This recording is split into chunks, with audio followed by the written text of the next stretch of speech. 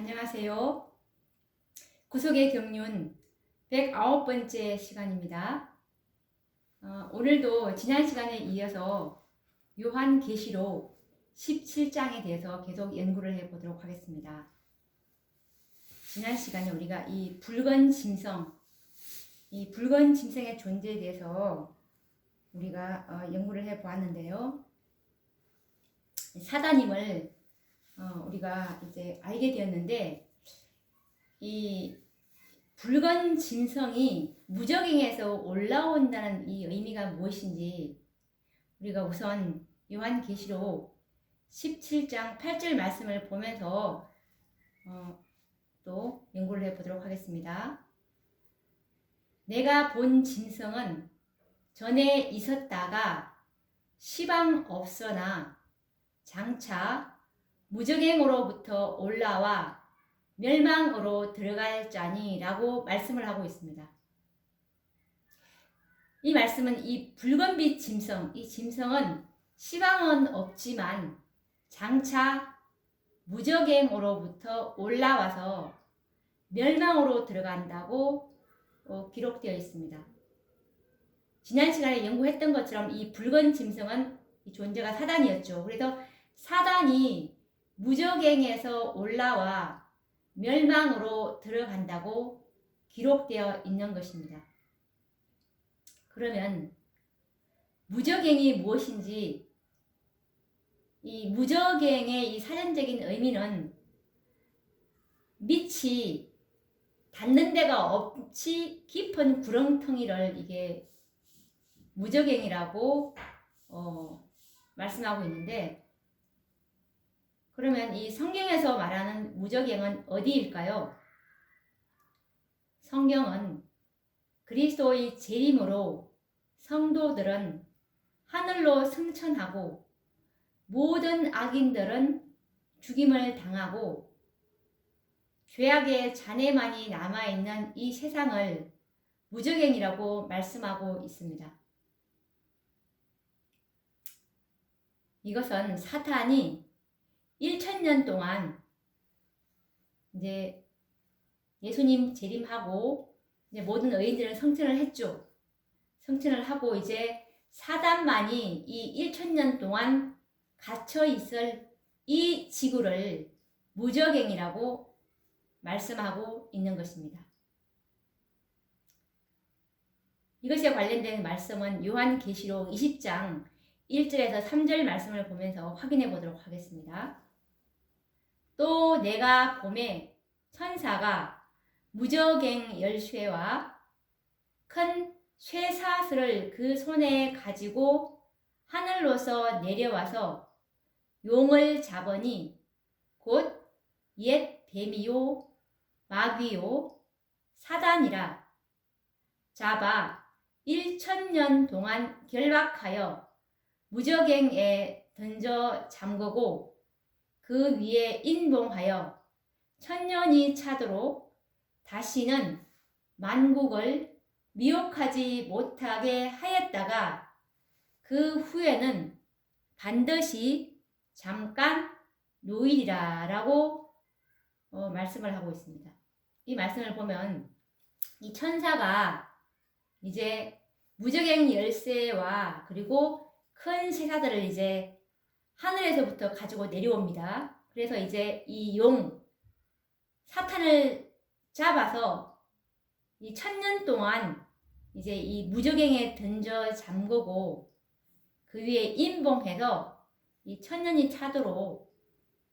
차도록 다시는 만국을 이제 사탄이 미혹하지 못하게 하였다가 이 1000년 뒤에는 이 사탄이 잠깐 놓이겠다라는 예언의 말씀입니다. 이 붉은 짐승인 이 사단이 요한계시록 17장 8절 말씀처럼 장차 무저갱으로부터 올라와 멸망으로 들어갈 자라고 말씀을 하고 계시는데,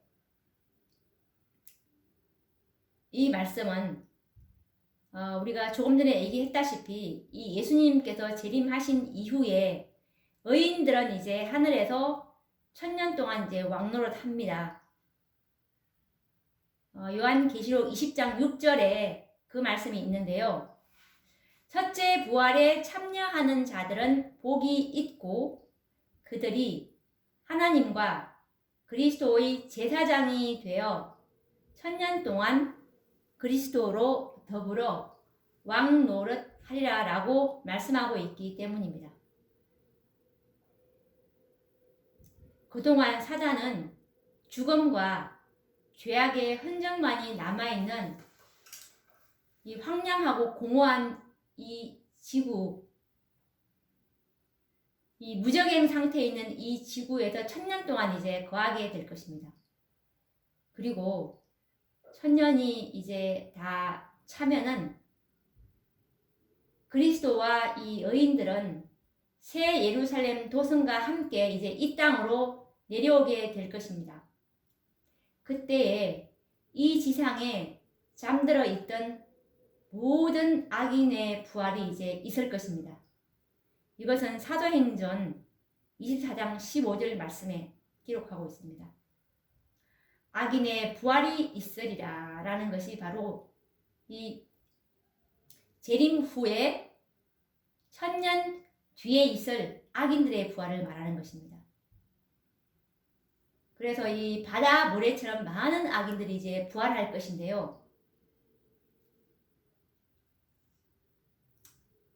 이때에 요한계시록 20장 1절에서 3절에 있는 말씀처럼 옛뱀, 마귀, 사단이라 잡아 1000년 동안 결박하여 무저갱에 던져 잠그고 그 위에 임봉하여 천년이 차도록 다시는 만국을 미혹하지 못하게 하였다가 그 후에는 반드시 잠깐 놓으리라 라는 이 말씀에서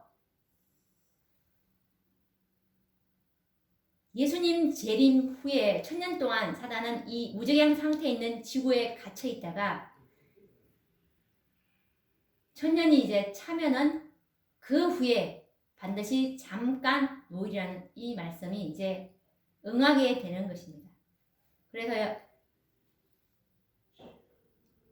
이제 이 새 예루살렘 도성이 예수님 재림 후 천년 뒤에 이제 내려오게 됩니다.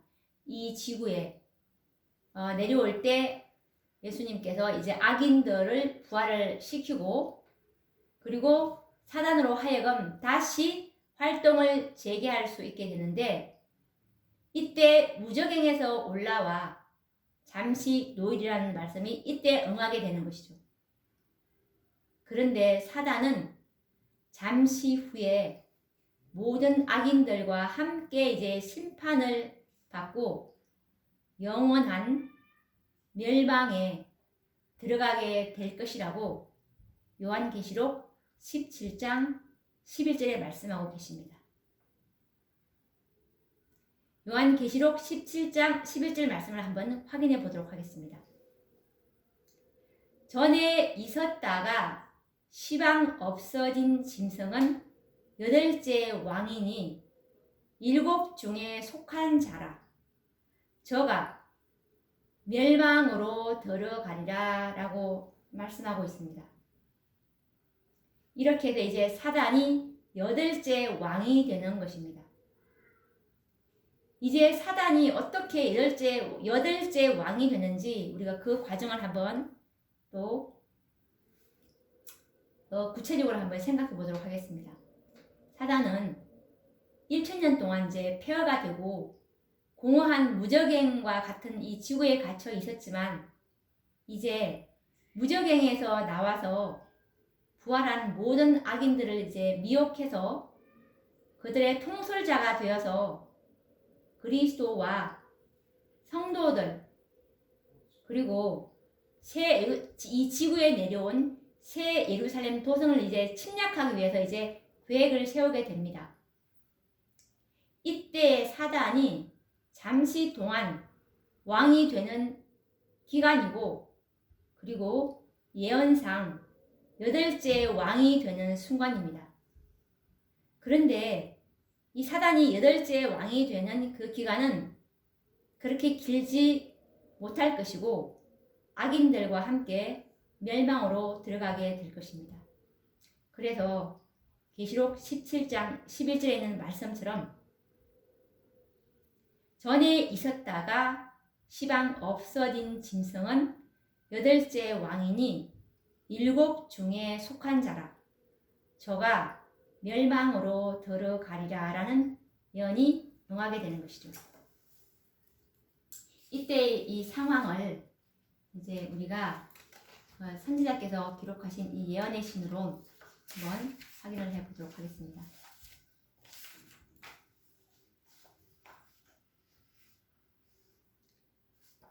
각 시대의 대쟁투 663페이지에 보시면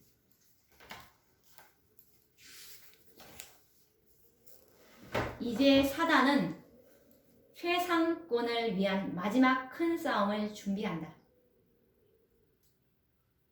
이때 이제 이 재림 후 1000년 뒤에 사단이 이제 무저갱에서 나오는 것입니다. 나와가지고 지금 막 악인들의 부활로 이제 그때 엄청나게 많은 악인들의 무리가 있겠죠. 계속 읽어보도록 하겠습니다. 악의 왕은 비참해지고 기가 꺾여 있었다. 이 악의 왕은 사단이죠. 그러나 악인들이 부활하여 그 수많은 무리들이 그의 편이 되어 있는 것을 보게 되자 그의 희망은 되살아난다. 그는 대쟁투에 항복하지 않으리라고 결심한다. 그는 잃어버린 자들의 모든 군대를 그의 군기 아래에 모으고 그들을 통하여 자기의 목적을 달성하고자 노력한다. 그 악인들은 사단의 포로들이다. 그들은 사단의 제안을 받아들이고 그의 명령에 복종할 준비가 되어 있다라고 선지자께서 이 각시대 대쟁투에서 기록하고 계십니다.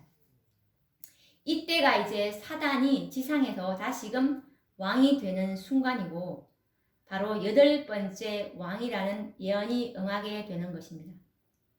문자 그대로 부활한 악인들의 수요는 바다 모래와 같이 많을 것입니다. 그들은 하나같이 사단을 그들의 통치자요 왕으로 모실 것이고 사단의 지휘 아래 하나님의 거룩한 새 예루살렘 도성을 향해서 진군하게 될 것이라는 말씀을 우리가 이 선지자의 글에서 확인할 수가 있는데 각 시대의 대쟁투 664페이지에 이렇게 묘사하고 있습니다. 사단은 그의 부하들과 의논하고 그 다음에는 왕들과 정복자들과 강력한 사람들과 상의한다. 드디어 진군 명령이 내린다. 셀 수 없이 많은 대군이 행진을 시작한다. 그것은 일찍이 어떤 정복자도 소집한 일이 없는 대군, 이 지상에 전쟁이 있어 온 이래 각 시대의 모든 군대를 모두 합할지라도 비교될 수 없을 정도의 큰 군대이다. 가장 강한 전사인 사단이 그 군대를 진두지휘하고 악한 천사들이 그 마지막 전투에 힘을 합한다. 왕들과 전사들이 그를 쫓고 여러 군단으로 이루어진 큰 무리가 각 지휘관들의 명령 아래 그를 따른다. 그들은 군대식으로 질서정연하게 우툴두툴한 지상을 행진하여 하나님의 성으로 나아간다. 새 예루살렘의 문은 예수님의 명령으로 닫혀진다. 그러자 사단의 군대는 그 성을 둘러싸고 공격을 준비한다라고 기록하고 있습니다. 이제 사단은 8째 왕이 되어 모든 악인들을 진두지휘하는 모습을 보게 되는데요. 인류 역사상 가장 거대한 군대의 행군이 이때가 이제 될 것이고 이것은 선악의 대쟁투의 마지막 전쟁이 될 것입니다. 그런데 이 전쟁은 이런만 전쟁이지 악인과 사단을 멸망시키는 집행심판일 뿐입니다. 악인들은 사단의 지휘 아래 하나가 되어 거룩한 성 새 예루살렘을 공격하기 위해서 진군하지만 그들은 만왕의 왕이 되신 그리스도를 이기지 못할 것을 이제 깨닫게 되는데요. 이 여덟째 왕인 붉은 짐승 사단은 잠시 동안 지상의 여덟째 왕이 되었지만 곧 이어서 이제 멸망으로 들어가게 됩니다.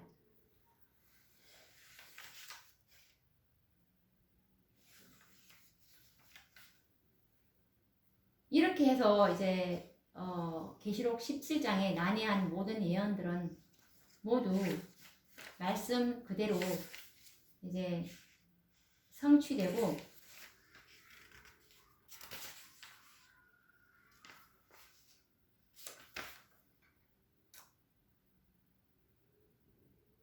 하나도 모순이 없이 그대로 이렇게 우리가 이렇게 되는구나라는 것을 알 수가 있습니다. 너무나 이 진리의 사설이 아름답지 않습니까?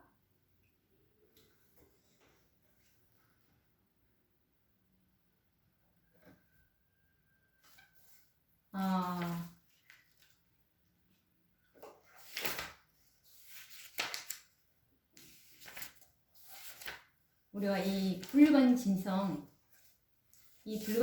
대해서 참으로 우리가 이것은 정말 참으로 깊이 연구해야 이것이 풀리게 되는데요. 요한계시록 17장은 우리가 어떤 의구심도 없이 정말 진리는 연구하면 연구할수록 모순됨이 없이 이렇게 완전히 드러나게 되는데요. 17장 연구가 그런 것 같습니다.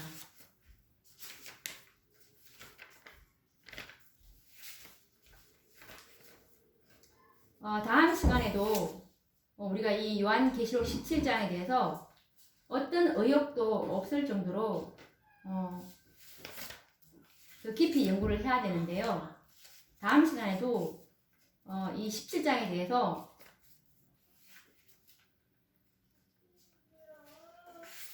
더 또 깊이 또 연구를 해보도록 하겠습니다. 그러면 다음 시간에 또 뵙도록 하겠습니다. 감사합니다.